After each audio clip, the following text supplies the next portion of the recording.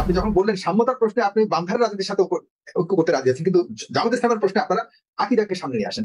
আপনার আপনাদের আমির মানে নিজামী সাহেব, যার যার মতামত তার যার জায়গায় থাকবে। আমরা ফার্স্ট অফ অল পীর সাহেব চরমনাইয়ের একটা ভিডিও ক্লিপস দেখে আসি।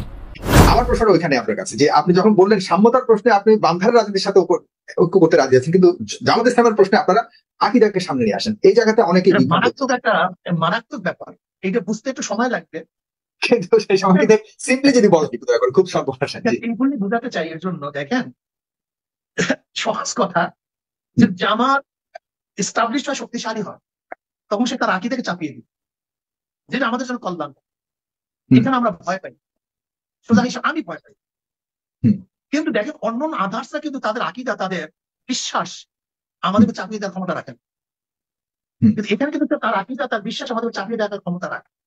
এখানে উনি প্রথমত আলোচনা করেছেন আকীদার বিষয়ে, যে জামাতের সাথে যদি ঐক্য করতে হয় তাহলে সেক্ষেত্রে তাদের আকীদা পরিষ্কার করতে হবে।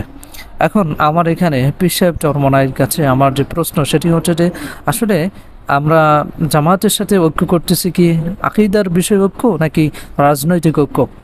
100% এটা রাজনৈতিক ঐক্য, যে আমরা যে সমস্ত ইসলামিক পার্টি আছে আমরা সকলেই এক হয়ে তারপরে আমরা বাংলাদেশ বিএনপি বা আওয়ামী লীগের বিরুদ্ধে লড়ে ক্ষমতায় যাব, এটা হচ্ছে রাজনৈতিক ঐক্য। তাহলে রাজনৈতিক ঐক্যর ক্ষেত্রে কেন এখানে আকীদার বিষয় আসবে, সেটা আমার প্রশ্ন। এবং আমি আপনাদেরকে পুরনো একটা ইতিহাস বলি, যেখানে 1999 সালের 6 জানুয়ারি 4 দলীয় ঐক্যজোট হয়েছিল। সেখানে বিএনপির খালেদা জিয়া, জাতীয় পার্টির হোসেন মোহাম্মদ এরশাদ, জামাত ইসলামী গোলাম আজম সাহেব এবং ইসলামী খেলাফত মজলিসের আজিজুল হক সাহেব রাহিমাহুল্লাহ, তারা কিন্তু সেখানে যুক্ত ছিলেন। এবং সেই যে 4 দলীয় ঐক্যজোট হয়েছিল কি রাজনৈতিক ঐক্য ছিল, এবং সেখানে কখনোই কিন্তু আজিজুল হক রাহিমাহুল্লাহ তিনি কিন্তু জামাতের ব্যাপারে কোনো সময় এই প্রশ্ন উত্থাপন করেননি যে তাদের রাজনৈতিক ঐক্যর ক্ষেত্রে তাদেরকে তাদের আকীদা ক্লিয়ার করতে হবে, এটা কিন্তু তিনি কোনো সময় কিন্তু বলেননি।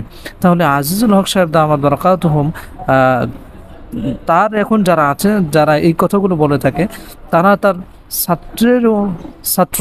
তাহলে ওস্তাদ যেখানে নিজে এই প্রশ্নগুলো উত্থাপন করেনি, তাহলে সেক্ষেত্রে তারা কেন এই প্রশ্নগুলো উত্থাপন করে, সেটা আমার বুঝে আসে না। দ্বিতীয়ত তিনি এটার ভিতরে যে কথা বলেছেন সেটি হচ্ছে যে অন্যের উপরে আকীদা চাপিয়ে দেওয়া।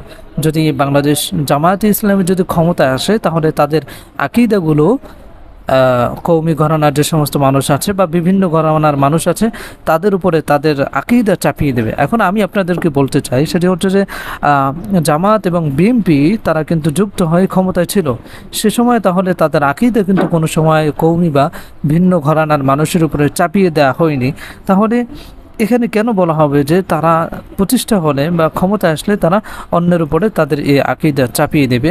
এটা বোঝা যায় যে অযৌক্তিক একটা বিষয়। এবং 3 নম্বরে আমি আপনাদেরকে আরেকটা ভিডিও দেখাবো। জামাতের ব্যাপারে যেই সমস্ত বাধাগুলি আছে সেই বাধাগুলি অতিক্রম করে জামাতকে ক্ষমতায় নেওয়া খুবই কঠিন, তাদের উপরে 71-এর প্রশ্ন থাকবে। এখানে উনি বলেছেন যে জামাতকে ক্ষমতায় নেওয়া অসম্ভব, কারণ হচ্ছে তারা 1971-এ তাদের যে ভূমিকা ছিল সেটা প্রশ্নবিদ্ধ। এখন আমি আপনাদেরকে এটা ক্লিয়ারলি বলতে চাই যে আসলে জামাত কেন 1971-এ মুক্তিযুদ্ধের বিরোধিতা করেছিল।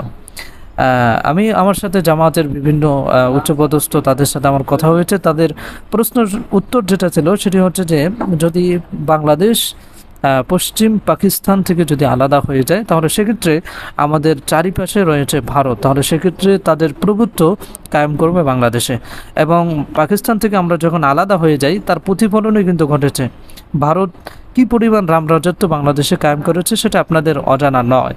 তিস্তার বাঁধ শুরু করে আপনারকে মেরে আরও যে বিভিন্ন যে অপকর্ম তারা কিন্তু এখানে করেছে। এবং আপনারা জানেন যখন বৈষম্য বিরোধী আন্দোলন হয়েছে সেখানে একটা বিষয় ফুটে উঠেছে যে বাংলাদেশে প্রায় প্রশাসনিক কাজে প্রায় পুলিশের ভিতরেই আপনার প্রায় 70 থেকে 80 হাজার লোকের মতো ভারতীয় লোক তারা কিন্তু পুলিশের দায়িত্ব পালন করেছে।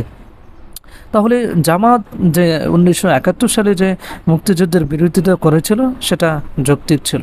এবং যারা বলে থাকে যে 1971-এ জামাতের কি ভূমিকা ছিল, এই প্রশ্নগুলো যারা উত্থাপন করে তাদেরকে আমরা বা জামাতের যে সমস্ত লোক আছে তারা কিন্তু এই বিষয়টা বলেন যে তাহলে তাদের যে বাপ দাদারা ছিল তাদের আসলে 1971-এ তাদের ভূমিকা কি ছিল, তাহলে সেটাও যেন পরিষ্কার করে।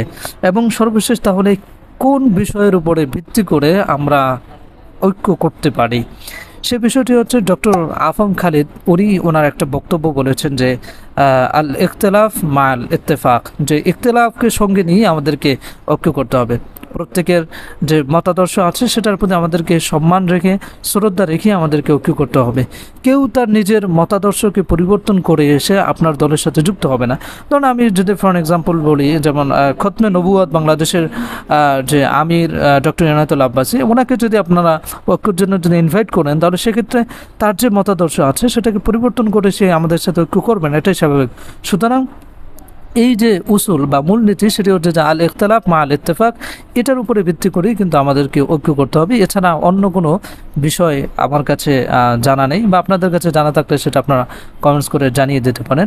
সো আমরা চাই যেন বাংলাদেশে আবার আলেম ওলামাদের ভিতরে ঐক্য হোক। আমরা চাই না যারা ক্ষমতা আসে তারা দয়ার ভিত্তিতে আমাদের দিকে তাকাক, বরং আমাদেরকে সাহায্য সহযোগিতা করাটা যেন তাদের দায়িত্বের ভিতরে পড়ে। So okay, that's it. Thanks for watching this video and see you in the next video. আল্লাহ হাফেজ।